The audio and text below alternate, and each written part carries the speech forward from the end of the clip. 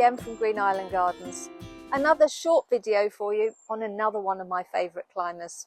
There are lots of beautifully scented climbers, particularly growing with their flowers in the summer.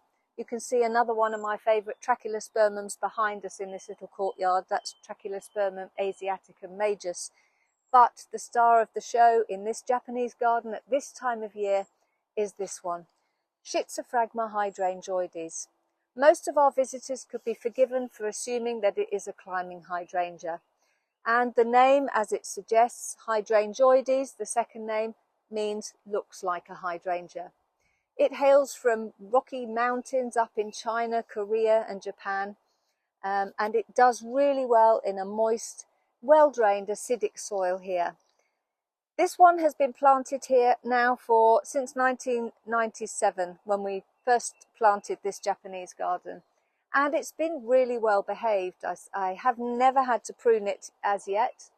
In the books it will say that it can grow up to 40 or 50 feet, but I would say this one's been much better behaved than that. It has put on a lot of growth this year in particular and flowered very well, and I put that down to last year's wet summer and the wet spring this year. So we may have to prune it this year, and if we do, the best time to do that is after flowering. But the beauty of these flowers we are blessed with for many weeks in the summer. The scent is gorgeous. You can smell it as you come into the Japanese garden, and this is my bedroom window here. So when I come in every evening to the bedroom, the scent is just wafting across. And I would say it's similar but much sweeter than a hawthorn scent. Absolutely beautiful. But these clusters of flowers, masses and masses of flowers, and the outer flowers on each head are these bract-like flowers, and they are sterile. Another beautiful point about it is these lovely red stems holding the leaves to the main stems there. So even when you haven't got the flowers in show, you've still got attractive foliage to look at. There are some other cultivars of Schizophragma available now. The most recent one has been bred in France, and it's called Rose Sensation. And in that one, the sterile florets on the outside are lovely pink colour, which is another alternative. There is another one called Roseum, which is similar, but the bracts on there are slightly smaller. So if you want a pink one, try and get hold of Rose Sensation. There is another one as well where the leaves have a sort of silvery sheen to them, and that one's called Moonlight.